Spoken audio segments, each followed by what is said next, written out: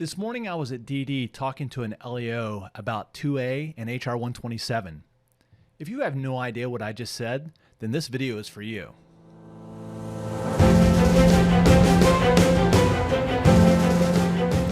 Hello from Washington, D.C., our national capital. I'm Chuck Kyle, a 30-year strategic planner, a strategic communications expert, retired intelligence officer, and a D.C. transplant from West Virginia. I was hesitant to do this one. I think I maintain a pretty rational view about firearms, gun control, crime control, and the Second Amendment. However, I'm sure I'm going to make both sides mad with this one.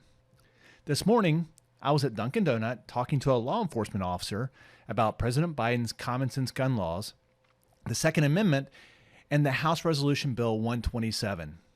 This does not play to Lichtman's keys directly. However, a significant portion of the U.S. population believes that the Second Amendment is a right. For my viewers who want nothing to do with firearms, stick around to the end and I'll give you some tips on how to use terms to sound informed about firearms effectively. I want to keep you from saying things like what this guy just said. This is a ghost gun. This right here has the ability with a .30 caliber clip to disperse with 30 bullets within a half a second. 30 magazine clip in a half a second. I have no idea what that even was supposed to mean, and I had a hard time even saying it. But that's what California State Senator Kevin DeLon, Democrat from Los Angeles, stated. His statement became the only thing discussed about after a presser for proposed legislation in 2014. When a gun owner hears something like this, that politician has lost all credibility. From a strategic communications perspective, once you've lost credibility, you can't win the argument. So, if this is your second or third time you've listened to me talk and you haven't subscribed yet, today is the day to hit that like button and subscribe. Okay, my disclaimer. Professionally or personally, I have carried a firearm on me for the last 35 years of my life.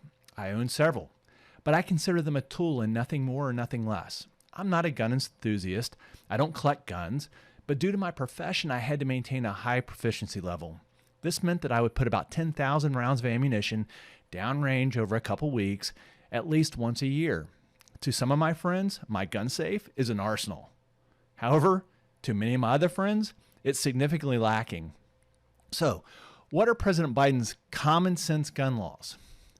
Last week, President Biden called on Congress to enact common sense gun laws, quote, that Democrats have long pushed for, including requiring background checks for all gun sales, banning assault weapons and high-capacity magazines, and eliminating immunity for gun manufacturers who normally put weapons of war on our streets. Okay, let's break this one down. I agree that requiring background checks for all gun sales is a great idea. Funny thing, according to a Quinnipiac University poll, 94% of those polled supported the idea of all gun purchases being subject to background checks. 92% of those people lived in homes with guns. The problem that they are trying to solve is that two people can sell a gun to each other without going through a background check. This is a so-called gun show loophole. Most of my friends that are gun owners agree that executing this transaction through a federal firearms license facility like a gun shop would be a common sense way of making sure that all gun sales are legal and those who are purchasing a firearm have followed all the laws to ensure that they can legally own one. All right, so let's talk about banning assault weapons. This is one that becomes a little more challenging because there's not a single legal definition. Assault, well, that's a type of behavior and not a classification of a semi-automatic rifle. Assault weapon accurately applies in only one context and only one context, and that is any gun criminally pointed at you. In many cases, assault weapon better describes the gun's cosmetics, not the lethality or the capacity. As an example, the assault weapons ban in 1994 stated that new firearms could not have a bayonet lug. Yes, I said that correctly. Bayonet lug. You remember the line, so we fixed bayonets? If you remember the movie title, comment below. The bayonet lug has nothing to do with the firearm's functionality, and for a civilian-owned rifle, it's just cosmetic. I'm not suggesting that we could not come up with a definition. I'm just stating that we currently don't have one, and politicians should not be the ones who are defining it. This is a messaging term. The term assault weapon is a loosely coined retread of a phrase to elicit a scary image.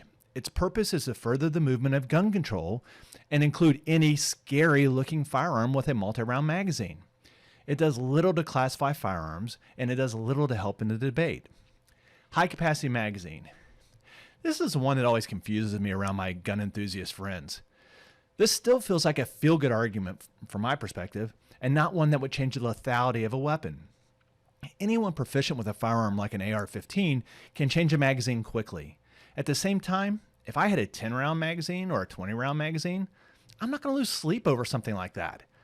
I don't care which one I have, so it's just, I just don't understand the argument. Again, I think it's just something a politician could stand behind and say, look, I made sure that no longer we have any high-capacity magazines on the streets. I would have to refer this to criminal investigators and ask them whether a crime would have been influenced if the assailant had a 10-round or a 30-round or a 20-round. I don't know. All right, so let's talk about holding gun manufacturers liable. This is the next line in Biden's comment, and this one's very bothersome to me. First, if we're going to allow a company to manufacture a firearm legally and for citizens to legally possess the firearm, then the use of that firearm should not be the responsibility of the manufacturer, but the person who uses it. The terms weapons of war also bother me. As I mentioned in my opening, a firearm is a tool. All firearms are designed to cause the loss of life. Period. As much as I hate to have to point this out, guns are supposed to be dangerous. Now, I'm not going to go into the discussion about sports shooting, biathlons, or skeet shooting. A firearm used to commit a crime should fall firmly on the criminal. Overall, it does look like President Biden has decided not to use executive action as a means of gun control or gun reform, but has appropriately sent this over to Congress, which brings us to House Resolution 127. H.R. 127 was introduced to the House on January 4th of 2021 by Ms. Sheila Jackson Lee, a Democrat from Texas. The bill's purpose is to provide for licensing a firearm and ammunition possession, in the registration of firearms, and to prohibit the possession of certain types of ammunition. There is a lot to this bill, and unlike most, this one actually has teeth. I don't think it's going to pass the House, and I definitely don't think it would go through the Supreme Court, but it does give you an idea of the direction Congress may go in. For those who believe the Second Amendment is a right, this bill would definitely heavily infringe on that right. I think the bill is just a prelude to what's to follow over the next 4 years. I'm not suggesting that there's not room for us to fix some issues, but I don't necessarily know if this is the direction to go. Honestly, I don't think that we have correctly defined the problem. Ask 100 people why we need gun reform, and you'll get 100 different reasons. This doesn't help in determining the problem. Okay, I promised a couple little tips at the end, so here we go. Let's start with the AR-15. AR does not stand for assault rifle. It stands for the original manufacturer, the original company that made the rifle, Armalite. An AR-15 is not an automatic weapon. Please repeat after me. It's not an automatic weapon. Automatic weapons are not running around in society. They're just not there. The AR-15 is a semi-automatic. The AR-15 is not used by the military. We use the M16 or the M4, which are automatic weapons. We consider the AR-15 not a high-end weapon. As the AR-15 is a semi-automatic rifle, you must pull the trigger each time for it to fire. An automatic weapon, hold the trigger down, and it will continue to fire until the magazine is empty. The ammunition for a firearm is called a round. A round goes inside of a magazine. The term bullet, that's only the projectile. And magazines are not clips. The point is, don't talk about automatic weapons. They're legal to own, but the licensure and costs are prohibitive to almost 99% of the population. Don't talk about clips and bullets. Use terms like rounds and magazines. So my final thoughts about all this.